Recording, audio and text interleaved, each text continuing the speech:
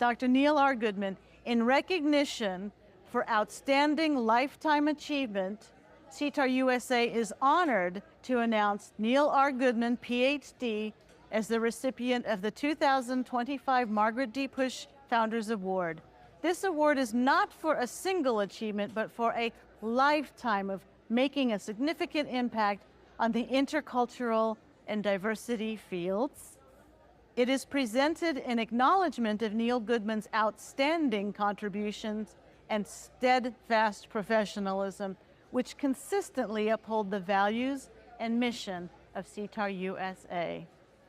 In recognition of creating the Intercultural Relations Program at St. Peter's University, where he taught over 8,000 students how to build and use cross-cultural and diversity competence. His leadership in diversity and inclusion, in the diversity and inclusion area since 1963, when he led his first diversity awareness program by delivering diversity workshops to over 250,000 employees and managers of leading organizations and teaching diversity and inclusion to over 78,000 university students. His record of publications, including books such as Understanding the University Curriculum, chapters like Cross-Cultural Training for the Global Executives, and his large portfolio of articles. And we thank him for his contribution to our own SIETAR USA newsletter, SIETAR USA Connect. He has given hundreds of keynote addresses, conference presentations, and plenaries that he delivered for SIETAR USA, SIETAR International, ATSD, SHRM, SHRM, NAFSA, and so many others. His time and effort while serving as a SIETAR International board member, as treasurer, SIETAR International, and currently on the SIETAR USA Communications Committee. He has not stopped working with us. Hundreds of thousands of corporate executives that he and his company, Global Dynamics, Inc., has coached and trained to be more effective in international and multicultural settings. And as co-founder and former president of Global Dynamics Incorporated, his company provided training, strategic planning, and consulting to top-tier Global 1,000 corporations.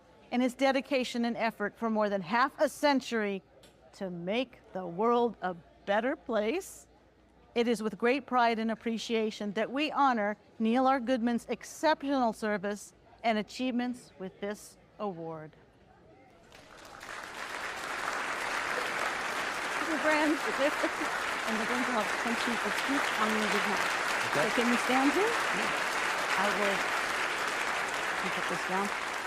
There are a few people, you'll get to speak in a moment. I know you're anxious to speak. No, not me. Yeah, not you. But there are a few people who have asked to speak for you and say a few words. So I'd like to first ask Carolyn Riffle, if she could come up here. Carolyn. Thank you.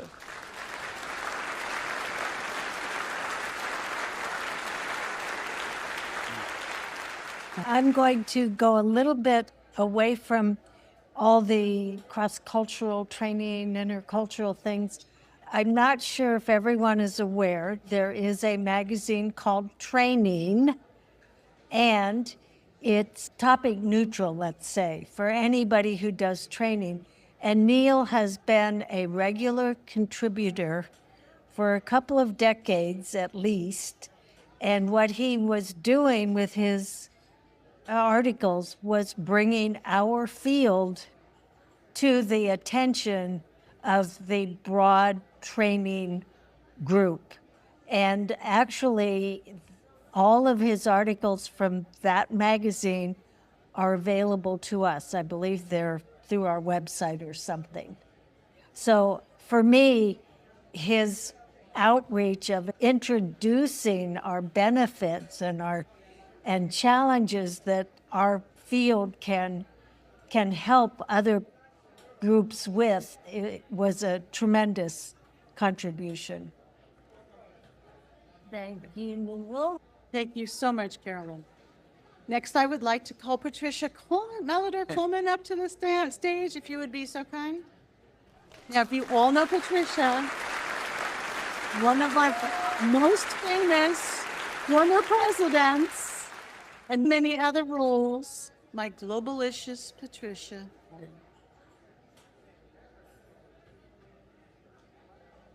My sunshine. So good evening. This is my sunshine. This is a nickname that Neal Goodman. Dr. Neal Goodman and I met as I was a trainer, facilitator at Global Dynamics. And at some point, he gave me the good news after years of wonderful work. Whatever we touched just couldn't help but shine. We did shed a lot of light on a lot of topics together. A mentor, a friend. And when he moved to Florida and started realizing, wait a second, we live in the Sunshine State. And that has been our nickname to each other. We're happy, we spread happiness, and keep on shedding light into this field. Congratulations. Well, it's absolutely. Did I say that he co-founded SIETAR Florida? Oh, yeah. Forget that. Thank you. Thank you so much, Patricia. Sunshine, welcome. Next, I would like to call our one and only Tatiana Fertelmeister up here. She would please come up here. Also, former president of SIETAR USA. My favorite hot spring partner. It's Hema Springs. Please come join us December with Jack Bonner.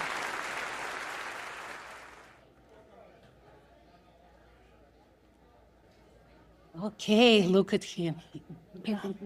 Such a serious person. That's the person who traveled all over the world, who woke up one time in, well, what was it, South Korea somewhere, to the wake-up call that said, Mr. Goodman, your time has come. This is one of many really fun stories that I heard from Neal over the years here at SIETAR. So, in this very serious man, there is a lot of young mischief. There is a sense of a teenager who is ready to go to the next barricade and invite you with him, who is going to teach you how to run your business, who is going to teach you how to stand up for what you believe in, and who is going to support you in all kinds of ways. So especially those of you who are new to SIETAR, who are young to SIETAR, come over here. Yeah, thank you.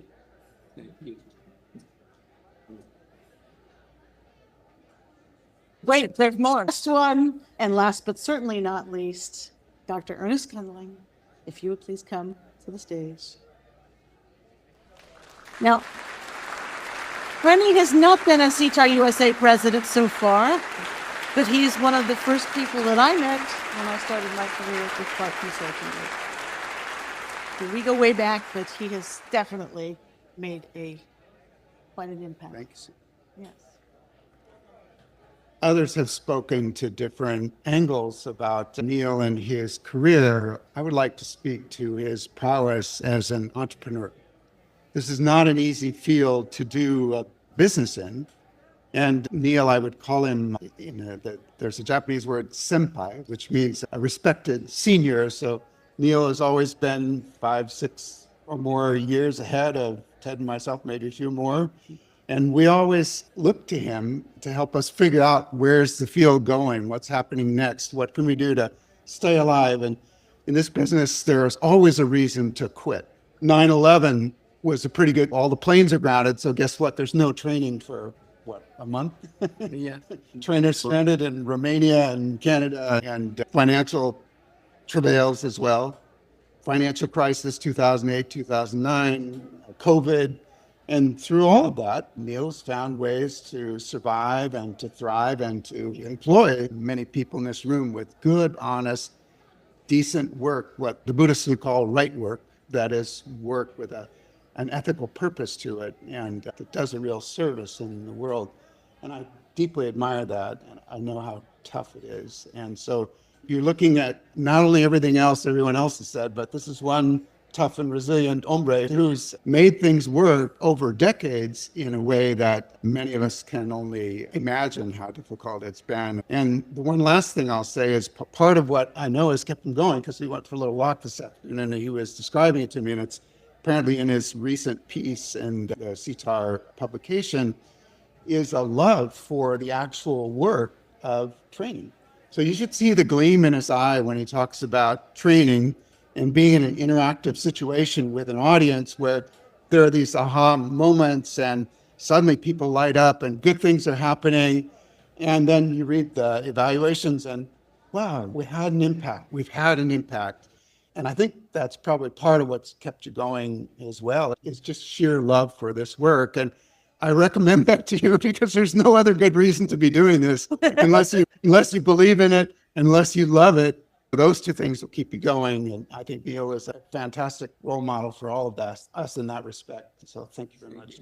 And I'm humbled by all of this. And again, the community that makes up SIETAR is like a family.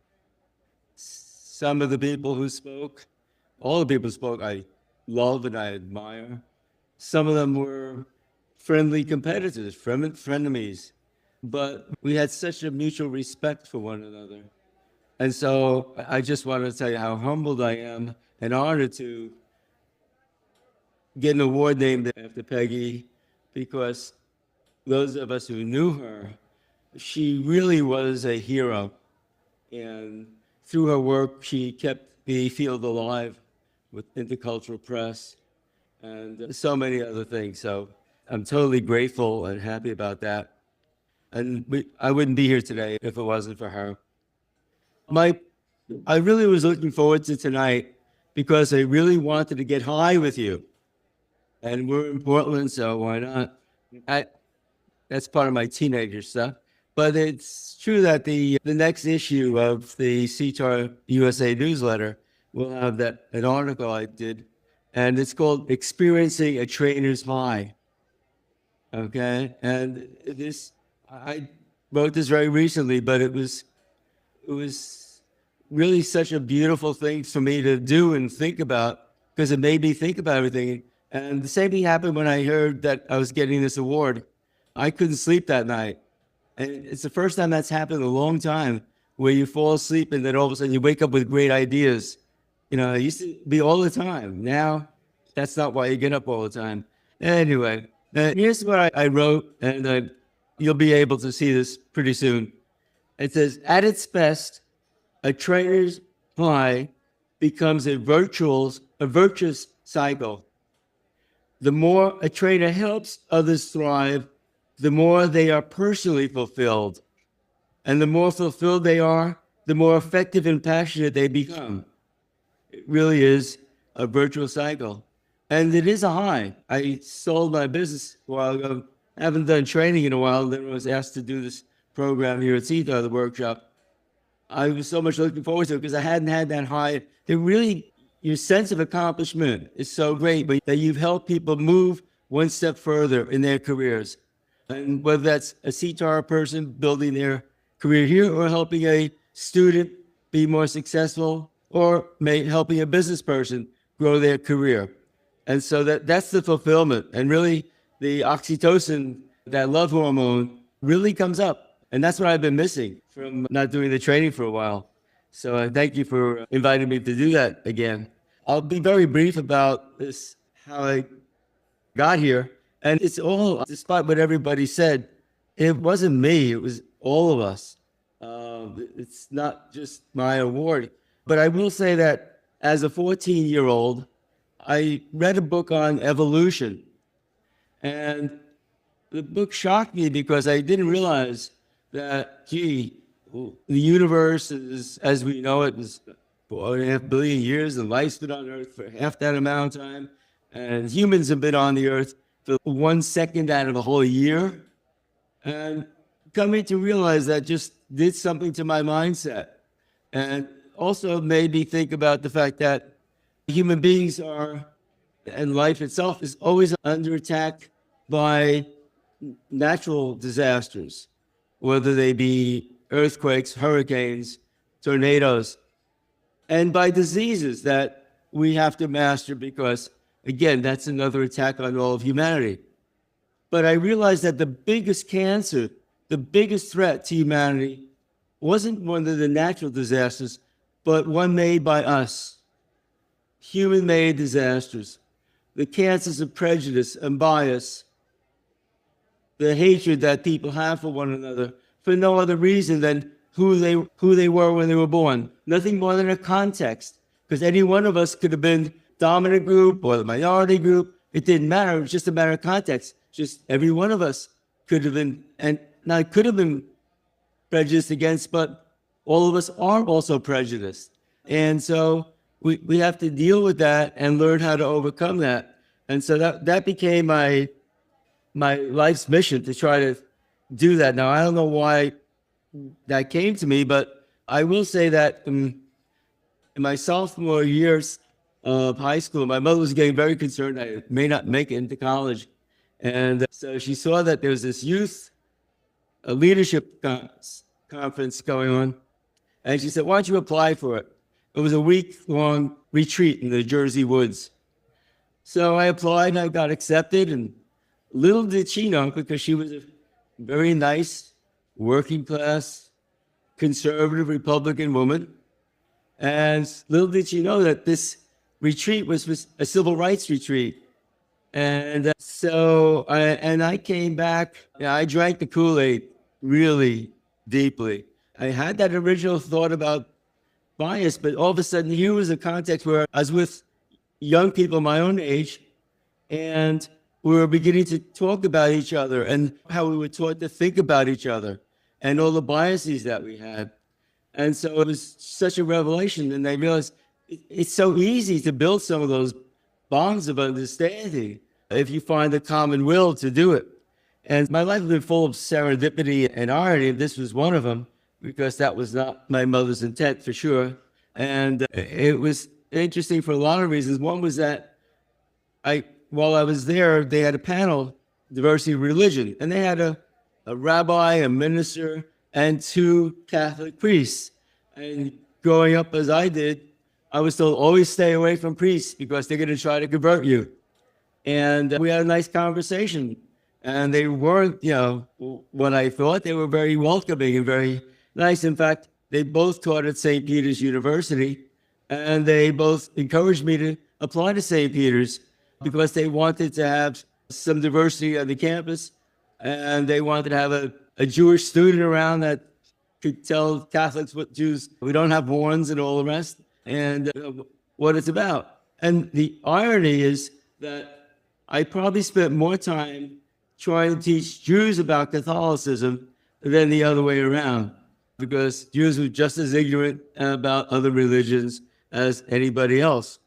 But there was one real irony about all this, and that was because I went to St. Peter's, a Jesuit college, I wound up spending my junior year at Hebrew University of Jerusalem, which is not a Jesuit college. And I came back from that experience. Probably my primary learning from that was that bias and prejudice didn't start and end at the borders of the United States. That's how I thought. This was the 60s, and we thought all the prejudice and bias going on, it was a U.S. phenomenon, but it wasn't. It was everywhere. And that was a shock and disappointment.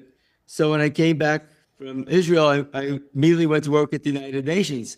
Figuring, I couldn't solve the civil rights problem and the race problem in America, and I couldn't solve the Middle East problem, so I'll go to the UN and I'll solve the world's problems. And so I was a 3-time loser. And what do when you can't do anything effective? You become a professor. Ironically, 1 year after leaving St. Peter's, I was called back to St. Peter's to be a faculty member. One of the faculty got ill, and they called me in to fill in for 6 months.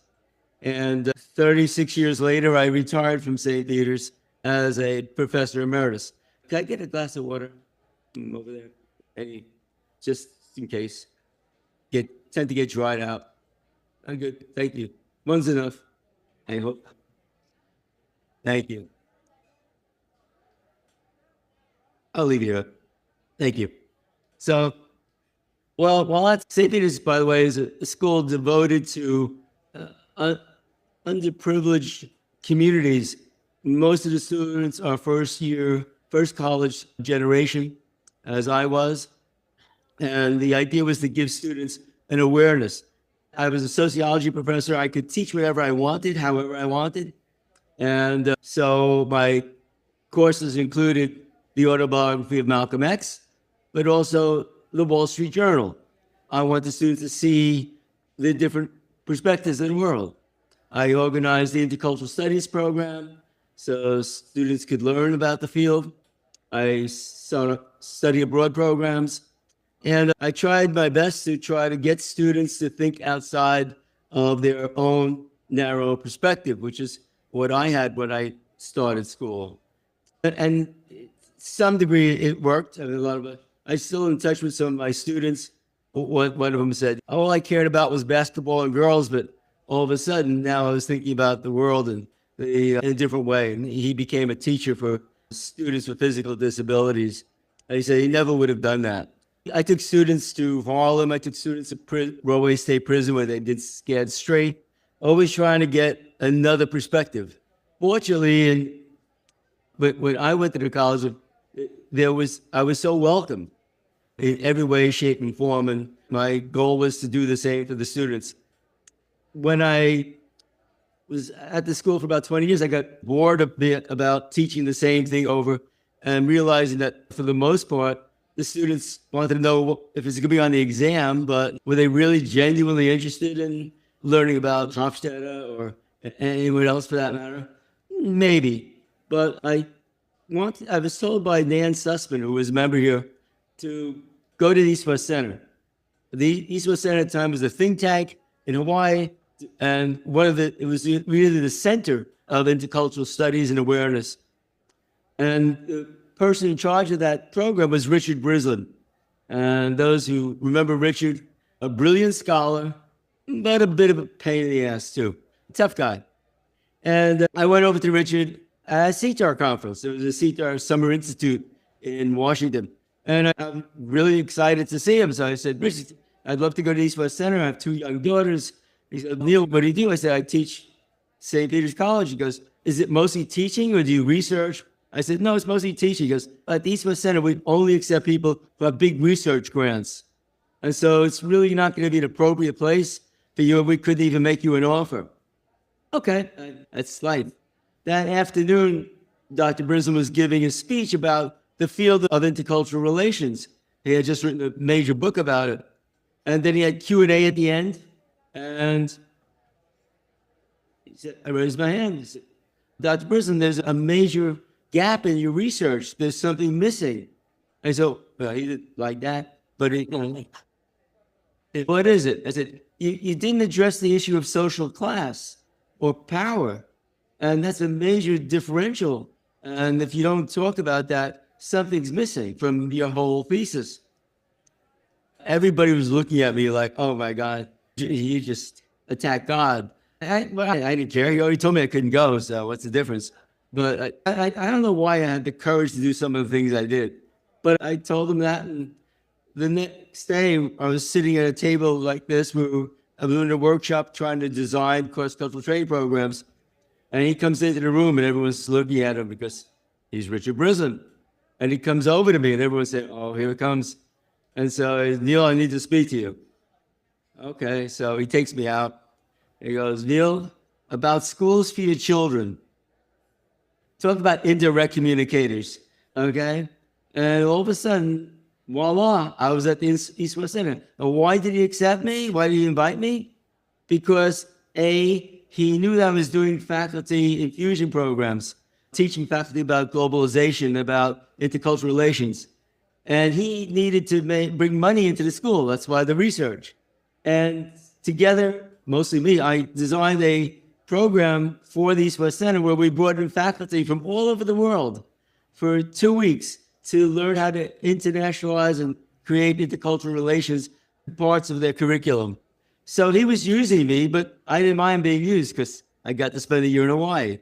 And interestingly, the very next book he published was called Power. Just a coincidence, I'm sure. But so I enjoyed that. And I have to say, with everything that I've done, I've always been supported by other people. And many times it's been strong women.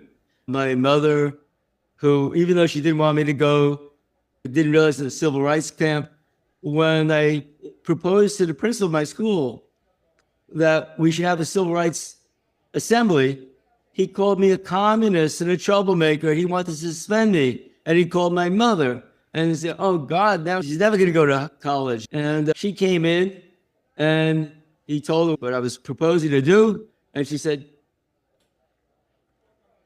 Dr. Gutturro, that was the principal, we fought in World War II so that we have the right to do this, to say these things. And how can you stop this? She happened to be very active in the women's veterans organizations because they were very strong during World War II. And as president of one of the organizations, she knew all the other presidents. She says, I'm going to contact all the other presidents and let them know what you're trying to do here in Jersey City. He said, oh, Mrs. Goodman, I'll let him read a poem. But he was finally, that was my mother. I had a teacher that assigned everybody. She was again, junior year teacher. And I felt very isolated doing what I was doing. And she called me up after class one day and says, everybody in class has been assigned My Antonia. You don't have to read it. Oh, thank you. I want you to read this book that's in this envelope, but don't open it up until you get home. And it was by James Baldwin. Okay? Nobody knows my name. And she could have been fired for that. She didn't care. She was a friend of Pearl S. Buck. She's a sharp woman.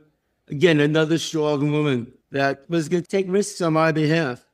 And so, again, I have to say that there's this irony and serendipity in my life. And I'll just go to that next step for me, which was after coming back from the East West Center, I decided together with my wife that we wanted to start a cross-cultural consulting company. And there was an organization at the time that would be like a Shark Tank. There would be 5 executives, you present your proposal to them, and they would give you advice about whether it could work or not, and how to improve the idea. And I had to wait 6 months to get an appointment with them. Finally, I got the appointment. I showed them my proposal. This was 1984. And they turned around, after looking at it, they went out and came back and said, we've evaluated your business plan, and we have to tell you, you'll never make a penny. No company will ever pay any money to learn about culture. That was their conclusion. Again, 36 years later, we sold the business, but we had over 1,000 clients from all over the globe. We had clients based on 4 continents. When I was in Tokyo recently, I was at the top of the tower. I looked all around Tokyo, and every one of the buildings that had a company's name on it was a client of ours. It was crazy. It really makes no sense. How can 2 people with no business experience, never took a business course, be involved in teaching the biggest companies in the world how to be successful globally? And it's all a matter of good luck, hard work, but a lot of people work hard. I will say one thing. The only reason we were successful were because of people like those who you saw a moment ago. We had the best trainers in the world. They were all committed. They were all dedicated to what they were doing. And unlike some companies, I didn't tell them what to do. Some training companies say, okay, follow the script. I say to the trainers, you do what you think is the best thing to do for the client. You interview them, you create the course, and we'll go from there. And it always worked. And they liked working for us because we gave them that freedom. I thought every training opportunity is like a sculpture. It's a piece of art. And I let the artists do their work, and it always paid out for us. Again, we had no idea. So it was something that I can't even imagine. I look back at my life and I say, how did that happen? So here's just five, actually eight rules that I've lived by. One is only hire people smarter than yourself. That's not hard for me. Secondly, do what you can to be perceived as a gold standard, even if you're not. I suffered very much from the imposter syndrome, like I'm sure many of you have. Remember, Maya Angelou said, even after all her awards, she thought of herself as a fraud. Albert Einstein thought he gave no contribution to humanity. He was an imposter. Don't let, you got to believe in yourself and work on it. One thing I have is I was not pretentious at all, just the opposite. I played, and it's just my style. I was told by many people that I'm more of a feminine leader than a masculine leader, which I take as a great compliment, because you want to listen, you want to be compassionate, and that's one of the other rules is be interested, not interesting. That's my mantra. Be interested, not interesting. You have 2 ears, 1 mouth, do twice as much listening as you do talking, and then you'll be successful. That has to do with your clients especially. Listen to what they're telling you. Listen. Don't go into an organization thinking you know the answer. Don't do that, because you don't know the answer. But ask the right questions. And probably the best compliment I ever had in my life was at a diversity conference, the one that was in Minnesota, the Forum, where I invited Wema Hoover, who was an African-American woman, a major diversity trainer. She led diversity in several major companies. Several times she invited me to work for her. And she said to the audience, it's a diversity conference, mostly women. About half the women were women of color. And here she is, a woman of color. And she goes, I hired Neal to all these companies I work for. And I'll tell you why. He asks you all the right questions, and it gives you no bullshit. The best compliment I've ever had, to feel that I earned the trust of somebody who had no reason to trust me. But we created tremendous classes together. One other thing is always under-promise and over-deliver. The company that Ernie works for, which a company I admire greatly, they created GlobeSmart, a phenomenal tool. My own company, we tried to build something similar, not nearly as good, but it had assessments, it had videos, it had country-specific information. The difference between what we did and what Aperion did was we gave it away for free. Every time we did a working globally class, you get it as a bonus. All the participants will get a unlimited license to use it. Why give it away for free? Because it just earned the trust of the clients. They realized that they have this forever. And so that was thinking about the clients. I invited people like Wema to be a co-speaker. I invited the president of the American Hospital Association to write an article with me. Of course, I wrote 99% of it, but he was there on the front page with it, along with me. Made him feel good and helped my position with the AHA. A win-win situation. So I say partner with your clients, and whatever you do, if you love it, just do it. There's no better feeling in the world than ending a training program and feeling that you've made a difference. So in final, all I'll say is, I'm a sociologist by training, and sociologists look at trends and so on. And we know that for every time there's movement in one direction, there's the movement in the opposite direction later. And so what I'll tell you is that the pendulum swings. What I tell you is very soon, there's going to be a need for people who know how to teach about diversity. There are going to be companies out there who are going to be begging for help with understanding how to work in different cultures, because all the people who used to know, they're no longer working in those companies. There are no more students studying overseas. There are no more employees going overseas to bring back the information about other cultures. So just hang in there. You're going to be needed. And the thing is, the people that need you don't even know that they need you, because they don't know what they don't know. And it will come. I'll leave you with one final word, and that is, your time has come. Thank you.